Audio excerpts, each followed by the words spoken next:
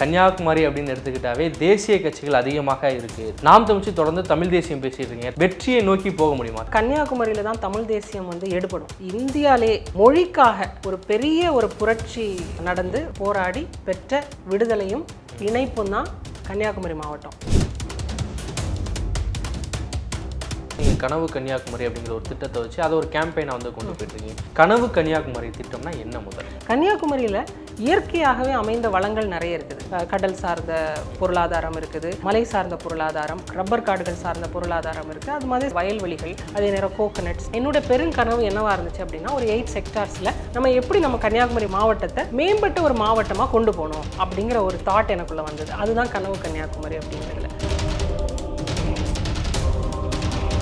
சீமானவர்கள் பேசுவது சாத்தியத்துக்கு அப்பாற்பட்டதை பேசிட்டு இருக்காங்க. மக்களை ஏமாத்துறாங்க அப்படிங்கிற ஒரு பார்வையை எதிர்கட்சிகளும் ஆளுங்கட்சிகளும் வைக்கிறாங்க. இப்போ இந்த ரப்பர் யூஸ் பண்ணி ஒரு பிரைவேட் கம்பெனி பல 1000 கோடி வருமானம் சம்பாதிக்கிறாங்க. நம்ம கவர்மெண்டால அதை பண்ண முடியல. ஒரு டாஸ்மாக்ங்கிற ஆர்கனைசேஷன் லிக்கர் விற்கிறதுக்காக மட்டுமே உருவாக்கப்பட்ட ஆர்கனைசேஷன் கிடையாது. அதோட ஃபுல் ஃபார்ம் நீங்க பாத்தீங்கன்னா ஒரு ஸ்டேட் மார்க்கெட்டிங் கார்பரேஷன். அதுல நீங்க ஹனி, டீ விற்கலாம், காஃபீஸ் விற்கலாம், எல்லாமே விற்கலாம். ஆனா அதை அவங்க பண்ணல. ஏன்னா அவங்களுக்கு அது பண்ண தெரியல.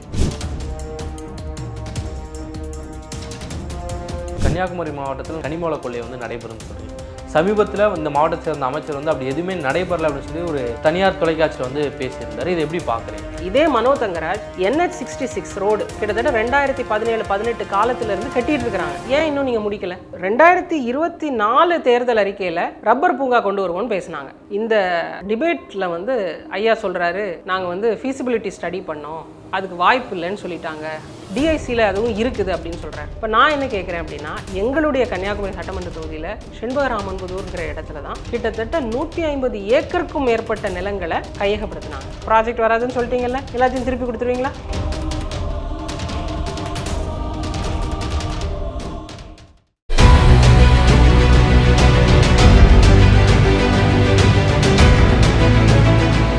சாட்டை நேயர்களுக்கு வணக்கம். இன்றைய நேர்காணலில் நம்முடன் இணைந்திருக்கிறார் நாம் தமிழர் கன்னியாகுமரி சட்டமன்ற தொகுதி வேட்பாளர் மரிய ஜெனிஃபர் அவர்கள்.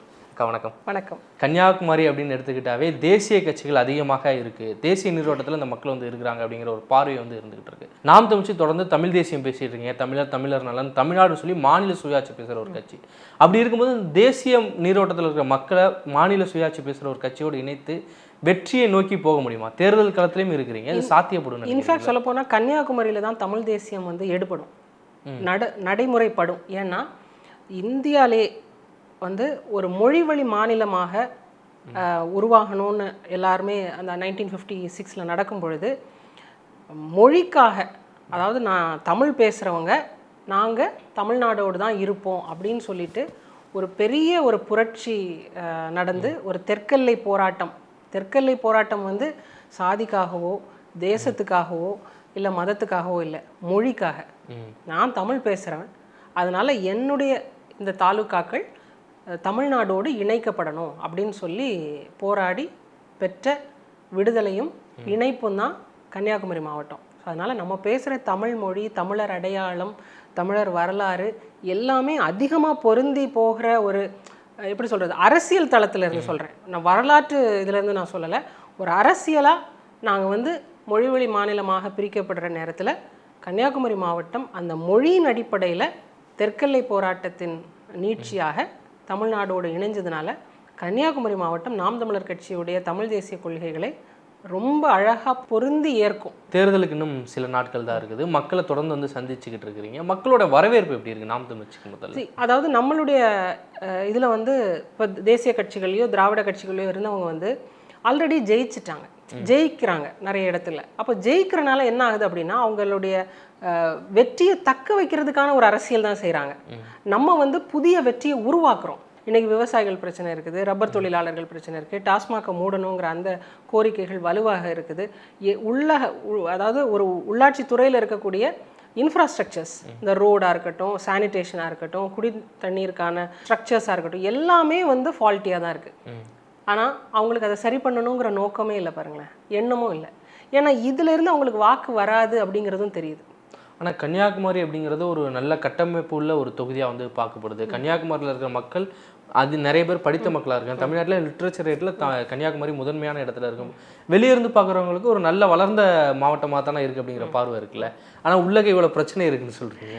ஒருவேளை அது வந்து உளவியல் ரீதியான ஒரு ப்ராப்ளமாக கூட இருக்கலாம். ஏன்னா நம்ம வந்து அதிகமாக நம்ம வந்து வளர்ந்துட்டோம். ஃபார் எக்ஸாம்பிள் நம்ம நல்லா படிச்சிட்டோம், நல்லா சம்பாதிக்கிறோம், வெல் செட்டில்டாக இருக்கோம் அப்படின்னா எனக்கு வந்து பெருசாக என்னுடைய சோஷியல் ப்ராப்ளம்ஸ் வந்து என்னோட ப்ராப்ளம்ஸாக தெரியாது. எஸ், அது நம்ம ஒத்துக்கிட்டு தான் ஆகணும். என்னுடைய லைஃப், என்னுடைய குடும்பம், எனக்கு எல்லா கம்ஃபர்ட்டும் கிடைக்குது அப்படிங்கிற ஒரு மைண்ட் செட்டில் இருக்கிறாங்க. ஒரு அறச்சீற்றம் இல்லை நம்மளுடைய மாவட்டத்தில், புரியாமலாம் இல்லை, எல்லாருக்குமே தெரியுது. இன்றைக்கி நம்ம மாவட்டத்தில் நல்ல கட்டமைப்பு இல்லை, நல்ல ரோட்ஸ் இல்லை அப்படிங்கிறது எல்லாருக்குமே தெரியுது. நாட் ஈவன் கன்னியாகுமரி டிஸ்ட்ரிக்ட் ஃபுல்லாகவே ஒரு 5 கிலோமீட்டருக்கு தரமான ஒரு சாலை இல்லை.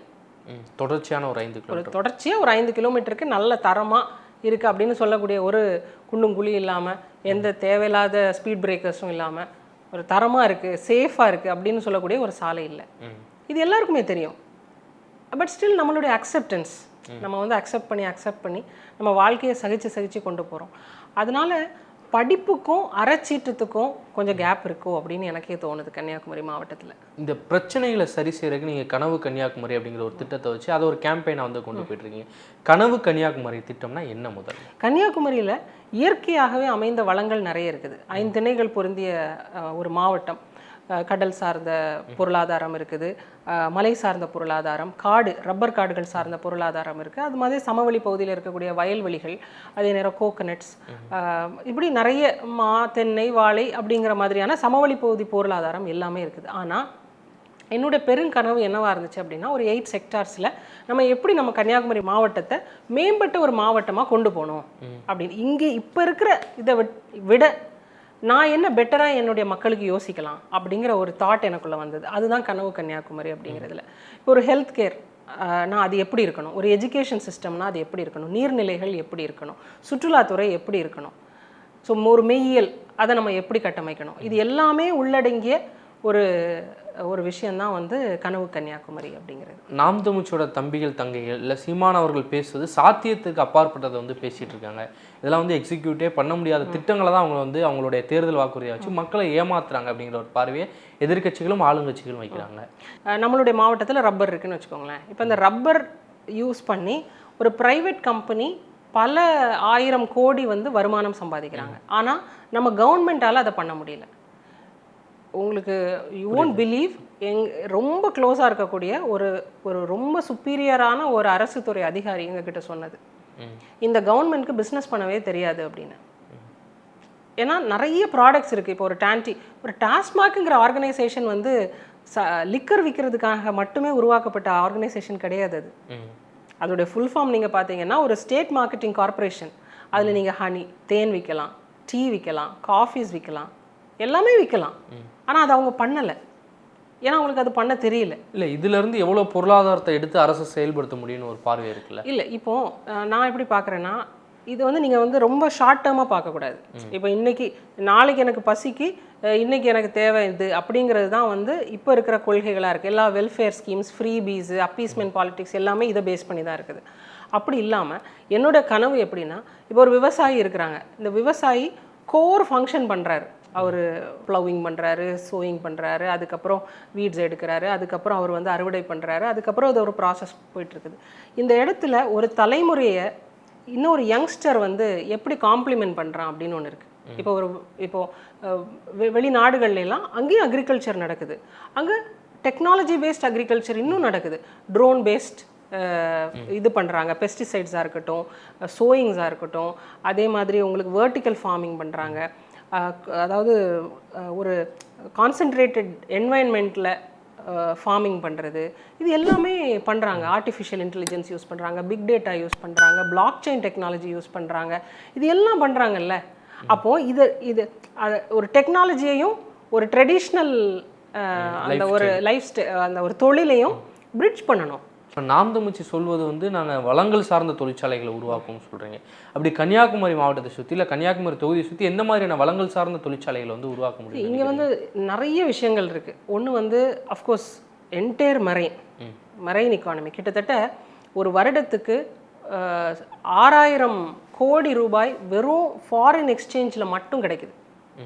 வெறும் ஃபாரின் எக்ஸ்சேஞ்சில் மட்டும் 6000 கோடி ரூபாய் வந்து மரைன் இதில் ஈல்டு வந்து கிடைக்குது. ஆனால் நீங்கள் மக்களுக்கு என்ன திருப்பி கொடுக்குறீங்க? 150 crores 200 crores ப்ராஜெக்ட், அதுவும் எப்படி ஏதாவது 5 வருடத்தில் ஏதாவது ஒரு வருடத்தில்.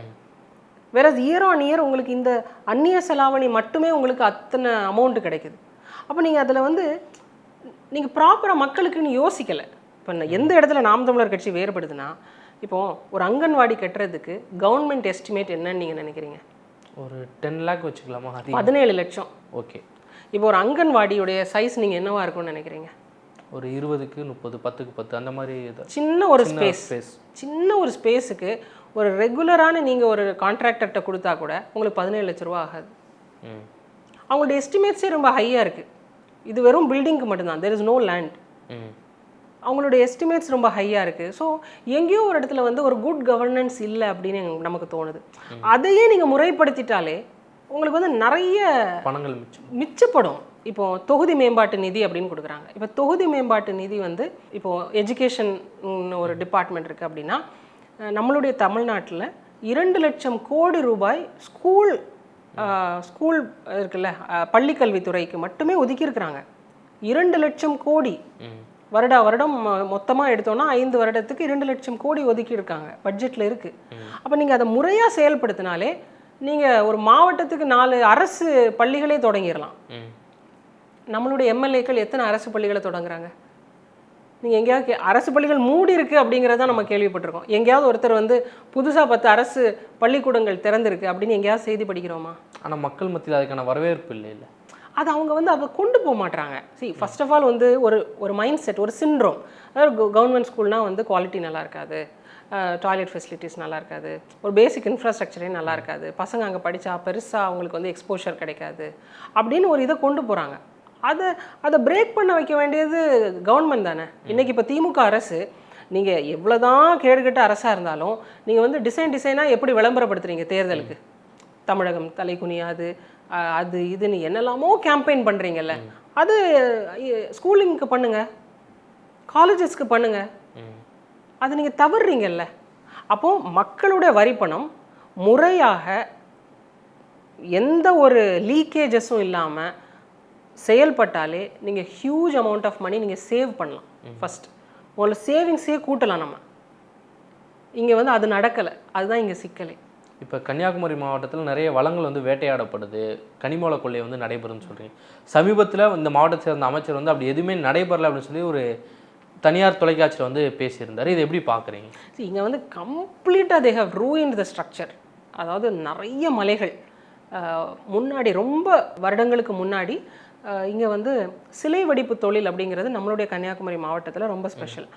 காஞ்சிபுரம், அதுக்கப்புறம் ராஜஸ்தான்ல இருந்தெல்லாம் வந்து, அதாவது இங்கே இந்த சுசீந்திரம் தாணுமாலையன் கோயில் கட்டுறதுக்காக ராஜஸ்தான்ல இருந்தெல்லாம் வந்து இங்கே அந்த டைமில் இருந்த திருவிதாங்கூர் மன்னர்கள் வந்து இங்கே கூட்டிகிட்டு வந்து அவங்க அதை வந்து சிற்பக்கலையை இங்கே செய்து இந்த கோயிலை வடிவமைச்சாங்க அப்படின்னு ஒரு வரலாறு இருக்குது. அவங்க எல்லாருமே இங்கேயே தங்கிட்டாங்க மயிலாடி அப்படிங்கிற பகுதியில். அவங்களுக்கு தெரிஞ்சதே சிற்பக்கலை தான். அவங்களுக்கு தேவையான கற்கள் வேணும். அப்போ அதுக்கு வந்து வரிக்கற்கள் அப்படின்னு சொல்கிறாங்க. அப்போ இந்த மயிலாடி பாறை அப்படிங்கிறதே வரிக்கற்களுக்காக கொடுக்கப்பட்டது, அவங்களோட தொழில் ரீதியாக கொடுக்கப்பட்டது. அப்போது நம்மளுடைய தேவைக்கு, நம்மளோட தொழிலுக்காக ஒன்று வந்து பயன்படுத்தப்படுது அப்படிங்கிறப்போ அது கண்ட்ரோல்டாக இருக்கும், எக்ஸ்ப்ளாய்ட் பண்ணப்படாது. ஆனால் இப்போது இந்த மாதிரி ப்ராஜெக்ட்ஸ், இப்போ விழிஞ்சம் துறைமுகம் வருது அப்படிங்கிறப்போ நீங்கள் வந்து ஃபுல்லாக இங்கே இந்த மலைகளையே நீங்கள் அடித்து நொறுக்கி கொண்டு போகிறீங்க. எப்படி? அதாவது 2011 2021 வரைக்கும் 43 குவாரி இங்கே ஒர்க் ஆகிட்டு இருந்துச்சு அப்படின்னா எந்த அளவுக்கு கனிமவளம் கடத்தப்பட்டிருக்கும். ஆனால் அமைச்சர் எதுவுமே நடைபெறலன்னு சொல்கிறாரு. அவர் அப்படி தானே சொல்லுவார். சபாநாயகர் கூட நம்ம என்ன வெளியவா ஏற்றுறோம், கேரளா இங்கே தானே இருக்குது அப்படின்னு கூட. சரி, அப்போ கேரளாவிலேருந்து நீங்கள் என்ன எடுக்கிறீங்க? அது ஒரு இன்ட்ரெஸ்டேட் தான். நான் அப்படியே நீங்கள் ஒரு ப்ராஜெக்ட் அப்படின்னு சொன்னாலுமே வந்து என்னுடைய மாவட்டத்துக்கு நீங்கள் என்ன செஞ்சீங்க? இதே மனோ தங்கராஜ் NH66 ரோடு கிட்டத்தட்ட 2017-18 காலத்திலேருந்து கட்டிட்டு இருக்கிறாங்க. கன்னியாகுமரியிலேருந்து மேங்களூர் வரைக்கும் போகக்கூடிய NH66 ரோடு ஏன் இன்னும் நீங்கள் முடிக்கல? ஆனால் ஐடி பார்க் திறந்துருக்குன்னு சொல்கிறாரு. நிறைய இளைஞர்களுக்கு கல்வெட்டு திறந்துருக்காங்கன்னு சொல்லணும். அவங்க ஐடி பார்க் திறந்துருக்காங்கன்னு சொல்லக்கூடாது. நிறைய இளைஞர்கள் வரவேற்று காணொலியெல்லாம் நம்மளால பார்க்க முடியுது. அது பெய்டு கேம்பெயின்ஸ் பண்ண தானே செய்வாங்க. அவங்க எல்லாருமே பண்ணுறதே வந்து கல்வெட்டு திறக்கிறது தான். நீங்களே பாருங்களேன், செய்தியில் ஒரு ஐடி பார்க் திறந்திருக்கு அப்படின்னு செய்தி வந்துச்சு அப்படின்னா அந்த ஐடி பார்க் முன்னாடி போய் அதை ஒரு கேம்பஸ் டூர் பண்ணி அதுதானே பண்ணியிருக்கணும். அப்படி ஏமாற்ற வேண்டிய தேவை என்ன இருக்கு அப்படின்னு இருக்குல்ல, ஒரு கல்வெட்டை திறந்து வச்சுட்டு நம்மளுடைய மக்கள் வந்து நீங்கள் எல்லாருமே வந்து ரொம்ப புரிதல் உள்ள மக்கள்னு சொல்லிட முடியாது. அவங்களுக்கான அடிப்படை புரிதல் இருந்தாலும் சில விஷயங்களை வந்து மெயின் ஸ்ட்ரீம் மீடியாவில் அதை வந்து திருப்பி அதை வந்து அழுத்தி பேசும் பொழுது அவங்களும் நம்புகிறாங்க. ஐடி பார்க் வந்திருக்கு, ஐடி பார்க். இப்போ ஐடி பார்க் எங்கே இருக்குது? எங்கே அடிக்கல் நாட்டியிருக்கீங்க? எவ்வளோ தூரத்துக்கு கன்ஸ்ட்ரக்ஷன் ஆகிருக்குது? இப்போ இதே மனோ தங்கராஜன் ரப்பர் பூங்கா அமைப்போம் அப்படின்னு சொல்லிட்டு 2024 தேர்தல் அறிக்கையில், நாடாளுமன்ற தேர்தல் அறிக்கையில் கூட ரப்பர் பூங்கா கொண்டு வருவோன்னு பேசினாங்க. காங்கிரஸ் கொண்டு வருவோன்னு சொன்னாங்க. இந்த டிபேட்டில் வந்து ஐயா சொல்கிறாரு, அது கொண்டு வர முடியாது, நாங்கள் வந்து ஃபீஸிபிலிட்டி ஸ்டடி பண்ணோம், அதுக்கு வாய்ப்பு இல்லைன்னு சொல்லிட்டாங்க, ஆய்வு குழு வந்து அதை சொல்லிட்டாங்க, டிஐசியில் அதுவும் இருக்குது அப்படின்னு சொல்கிறார். இப்போ நான் என்ன கேட்குறேன் அப்படின்னா, எங்களுடைய கன்னியாகுமரி சட்டமன்ற தொகுதியில் செண்பகராமன்புதூர்ங்கிற இடத்துல தான் கிட்டத்தட்ட 150 ஏக்கருக்கும் மேற்பட்ட நிலங்களை கையகப்படுத்தினாங்க. சரி, இப்போ நீங்கள் ப்ராஜெக்ட் வராதுன்னு சொல்லிட்டீங்கல்ல, எல்லாத்தையும் திருப்பி கொடுத்துருவீங்களா? கையகப்படுத்தின நிலங்களை. ஏன்னா ஒரு ஐயா கிட்ட இருந்து 11 ஏக்கர் லேண்டை ஒரு சென்ட்டுக்கு வெறும் 600 ரூபாய் கொடுத்து வாங்கியிருக்காங்க. கிட்டத்தட்ட அவருக்கு ஒரு 6 லட்சம் ரூபா பக்கம் கொடுத்தாங்களாம். அவ்வளோதான் சொல்கிறார். நீங்கள் கொடுத்துருங்களேன். ஐயா இப்போ 6 லட்சம் ரூபா கொடுக்கறதுக்கு ரெடியாக இருக்கார், இன்னும் வச்சுப்போம், நீங்கள் திருப்பி கொடுத்துருங்க. ஏன்னா ப்ராஜெக்ட் தான் வரல. நீங்கள் 6 லட்ச ரூபா கொடுத்தீங்க, எங்கள் ஐயாவும் திருப்பி 6 லட்ச ரூபா கொடுத்துருவாரு. அப்புறம் எதுக்காக அதை ஹோல்ட் பண்ணி வைக்கிறீங்க? அப்போ மக்களை ஏன் ஏமாத்துறீங்க? வெளிப்படையாக நீங்கள் வந்து வெறும் ஒதுக்கியிருக்கீங்க, நிதி ஒதுக்கீடு பண்ணியிருக்கீங்க, நிதி ஒதுக்கீடு இதுக்கு பண்ணியிருக்கீங்கன்னு சொல்லிட்டு நீங்கள் பெருசாக விளம்பரம் அடித்து ஒட்டுறீங்க. எங்களுடைய வரிப்பணம் தான் உங்களுடைய தொகுதி மேம்பாட்டு நிதி. உங்களுக்கு ஒன்றும் தனியாக நீங்கள் உங்கள் சொந்த பணத்தில் பண்ணலை. அப்படி இருக்கிற இடத்துல ஒரு 1 லட்ச ரூபா இதுக்கு ஒதுக்கியிருக்கேன், 10 லட்ச ரூபா அதுக்கு கட்டுறதுக்கு ஒதுக்கியிருக்கேங்கிறப்போ நீங்கள் விளம்பரம் அடித்து ஒட்டுறீங்கல்ல.